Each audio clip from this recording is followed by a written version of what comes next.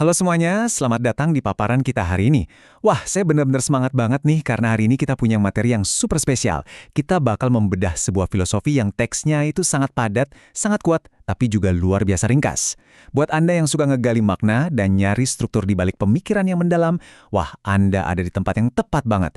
Di paparan kali ini, fokus kita adalah pemikiran Yunus tentang kebijaksanaan. Dan secara spesifik, gimana sih kita harusnya memaknai sebuah krisis? Jadi siapin fokus Anda ya, karena kita bakal benar-benar menguliti setiap sudut dari teks yang luar biasa ini. Oke, kita langsung aja masuk intinya. Ini dia teks murni yang bakal jadi fondasi seluruh paparan kita hari ini. Coba dengarkan baik-baik ya. Yunus, kebijaksanaan. Kebijaksanaan lahir dari krisis. Jangan takut pada kegelapan, di sanalah kebijaksanaan ditempa. Coba deh, rasakan sejenak bobot dari kata-kata barusan. Gila kan? Cuma terdiri dari belasan kata, tapi entah gimana, bisa ngerangkum sebuah perjalanan emosional dan intelektual yang masif banget.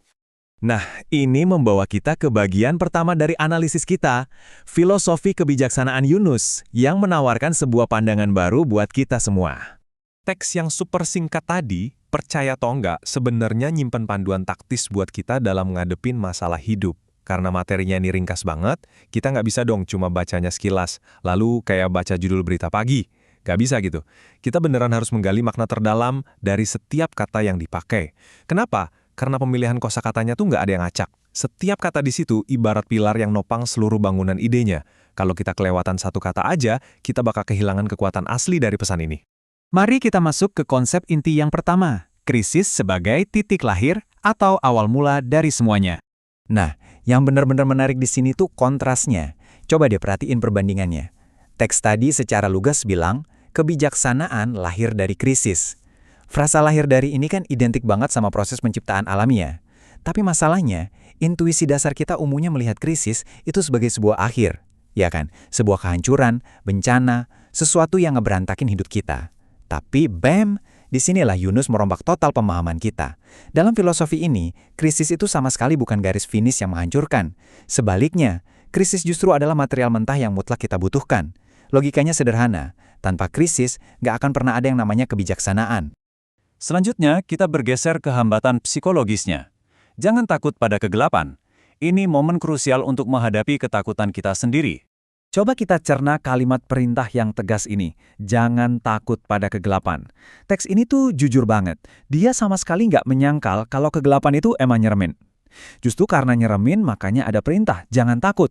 Secara nggak langsung, Yunus tuh paham banget kalau respons alami kita saat kena krisis yang dilambangkan dengan kegelapan ini pasti panik, pasti takut. Tapi alih-alih mundur, kalimat ini hadir kayak sebuah komando buat kita untuk tetap terus maju nablak dinding ketidaknyamanan itu. Dan dari gelap itu, kita masuk ke fase ini, tempat kebijaksanaan ditempa, sebuah proses transformasi yang sesungguhnya. Sekarang, mari kita bedah kata ditempa. Dalam konteks kutipan ini, ditempa tuh bukan dibentuk pelan-pelan kayak tanah liat ya. Sama sekali bukan. Ditempa itu butuh tekanan yang luar biasa brutal, panas yang membakar, dan justru di tengah kegelapan yang intens itulah, sesuatu yang kokoh dan gak bisa dihancurkan mulai terbentuk. Bayangin aja, sebatang logam panas yang dipukul berkali-kali sama pandai besi.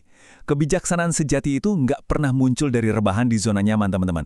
Dia murni lahir dari tempaan krisis. Metafora ini beneran kuat dan penuh energi banget ya. Coba kita petakan urutannya, biar kelihatan jelas polanya. Ini tuh pada dasarnya kayak peta perjalanan seorang pahlawan loh. Langkah pertama, krisis meledak. Langkah kedua, kita tiba-tiba dilempar ke dalam kegelapan yang bikin bingung. Langkah ketiga, di dalam gelap gulita itu, kita ditempa oleh besarnya tekanan hidup. Dan akhirnya di langkah keempat, boom! Hasil dari semua tempaan keras itu adalah kebijaksanaan. Kelihatan kan? Ini tuh sebuah struktur linier yang sangat logis dan gak bisa kita hindari. Nah, kita sampai di bagian yang paling penting nih, relevansi untuk Anda. Gimana sih cara kita nerapin filosofi ini di kehidupan nyata? Poin krusialnya adalah ini. Kenapa sih kita harus paham alur dari krisis menuju kebijaksanaan ini? Karena saat Anda udah sadar sama pola ini, Anda bakal otomatis berhenti ngelihat diri Anda sebagai korban keadaan. Jadi ingat ini baik-baik ya, kesulitan itu bukan musuh yang harus dihindari mati-matian. Krisis itu cuma titik awal. Kegelapan atau momen di mana Anda ngerasa buntu banget, itu sebenarnya adalah ruang kelas utama Anda. Dan kebijaksanaan itu bukan wangsit yang tiba-tiba turun dari langit pas kita lagi bengong, melainkan murni hasil tempaan yang keras. Kesengsaraan yang lagi menimpa kita tuh sebenarnya cuma bahan mentah untuk ngebangun mental baja. Akhirnya, semua paparan kita hari ini bermuara pada satu pertanyaan reflektif ini. krisis apa yang sedang menempa kebijaksanaan Anda hari ini? Saya benar-benar pengen Anda merenungkan ini sejenak. Ambil satu aja tantangan terbesar yang lagi bikin Anda pusing sekarang, kegelapan yang mungkin bikin Anda takut banget, lalu ubah cara pandang Anda 180 derajat. Sadarilah bahwa tepat di titik terberat itulah kebijaksanaan Anda yang paling berharga sedang dibentuk. Terima kasih banyak udah nyediain waktu dan fokus Anda buat ngikutin paparan ini. Teruslah bertumbuh dan jangan pernah takut sama proses tempaan Anda sendiri. Sampai jumpa lagi.